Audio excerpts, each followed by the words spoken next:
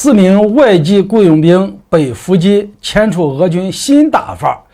不知乌克兰要小心。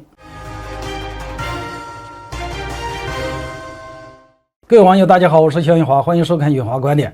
今天我们聊聊雇佣兵续命，从细节中可以看出俄军开始使用新的打法了。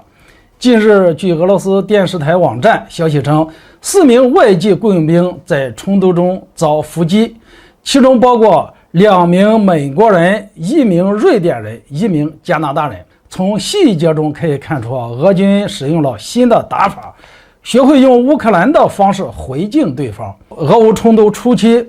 众人都认为领土最大、军事力量也仅次于美国的俄罗斯采取闪电战会迅速拿下乌军。不过跟预想的不同，经过数周的战斗，俄军反而停滞不前，隐约透露着持久战的迹象。要知道，俄罗斯每年的国防预算仅为600亿美元，而乌克兰仅有40亿美元。包括俄罗斯在内的所有国家都高估了俄军，就连普京也宣称已经制定了一个军队现代化的计划。通过后续的报道来看，初期俄军的表现还真是如众人所说的拉胯。然而导致俄罗斯陷入持久战的原因一方面是美西方国家对乌克兰持续不断的军援造成的，另一方面由于高估了俄军的作战能力。要知道，俄罗斯在去年红场阅兵时展现了最新的 T-14坦克，但是这款坦克却没有出现在乌克兰战场上。俄军的绝大多数装备还是传统的 T-72坦克、装甲运兵车、火炮以及火箭发射器等等。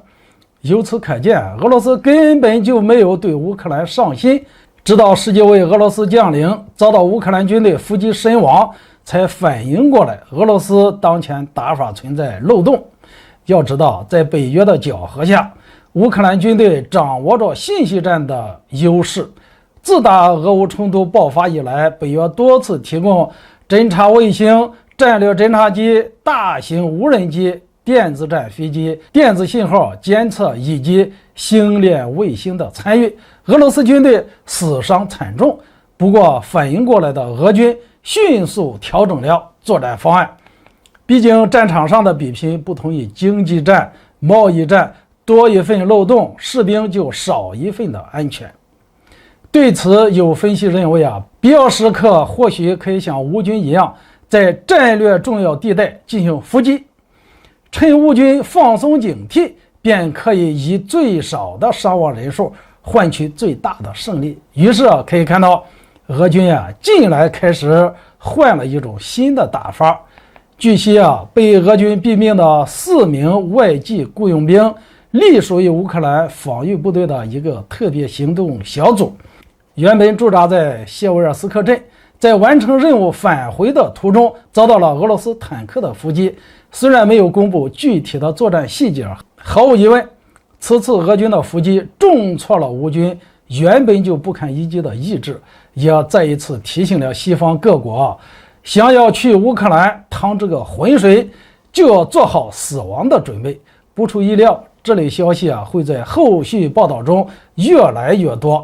不过在我看来这次的消息对于美国及其盟友是最危险的。这意味着什么呢？意味着俄军不会因为士兵的国籍而手软，任何想要帮助乌军参战的雇佣军都将被清算。